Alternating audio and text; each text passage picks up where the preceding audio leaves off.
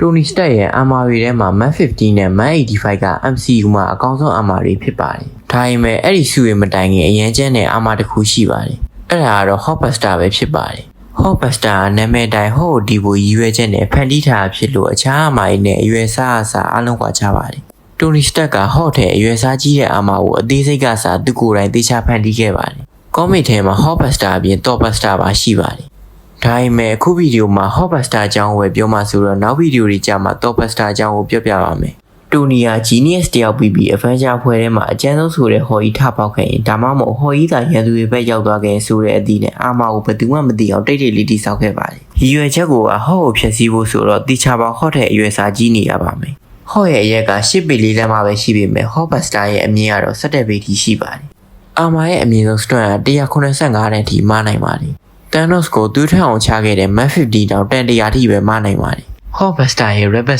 Blast ကပုံမှန် armor ရဲ့ blast တဲ့လေးစားဖို့ပြင်းပါတယ်။ Durability ဘိုင်းမှာလည်း Hulk ရဲ့လက်သီးချက်တွေကိုခံနိုင်အောင်တိုနီယာ armor ကိုအများကြီး upgrade လုပ်ထားပါတယ်။ armor က strength နဲ့ durability ကိုအဓိကဦးစားပေးဖန်တီးထားတာဖြစ်ပေမဲ့သူ့ရဲ့အမြင့်နှုန်းကတနာရီကို80 km ထိရောက်အောင်ပြန်တန်းနိုင်ပါတယ်။ဝိဆုံရဲ့အစိပ်ပိုင်းတွေပျက်စီးသွားရင်လည်းအချိန်မြင့်မြတ်နဲ့အလွယ်တကူပြန်ပြီးတက်ဆင်နိုင်ပါတယ်။ဒါအပြင် Hulk ကိုဖြုံစေလောက်မဲ့ခဲတွေ missile တွေပါထည့်ပြီးဖန်တီးထားပါတယ်။နောက်ပြီးတော့ Hulk ကိုအိမ်အောင်လို့ချော့သိပ်တဲ့ hydraulic micro punching repeater လည်းပါပါတယ်။ Hulk တောင်အိမ်အောင်ထိုးနိုင်တဲ့ဆိုတော့တာမန်ဟီးရိုးတွေသာအထိုးခံရရင်ငြိမ်းချမ်းစွာအနားယူရမှာသိကြပါတယ်။ Hulkbuster နဲ့အခြား armor တွေရဲ့အဓိကကွာခြားချက်ကကျန်တဲ့စုတွေမှာဝဲပုံတွေရှိတွေပါပေမဲ့ gas နဲ့ပတ်သက်တဲ့အရာတွေမပါပါဘူး။ Hulk ကြီးတကယ်ဒေါသထွက်တဲ့အချိန်ကျရင်တိုနီထွင်ထားတဲ့ Hulkbuster armor ဆိုတာ Hulk အတွက်ကလေးကစားစရာအယုတ်လေးတစ်ခုလိုဖြစ်နေမှာပါ။အဲ့ဒါကိုသိတဲ့တိုနီကလည်း armor ထဲမှာ static gas ကိုထည့်ထားပါတယ်။ static gas က Hulk ကိုစိတ်ညစ်အောင်လုပ်ဖို့အတွက်တီးတန့်ထည့်ထားတာဖြစ်ပြီးအရင်ကောင်ကြီးကိုထိန်းနိုင်တာလည်းအတ္တနီပဲရှိပါတယ်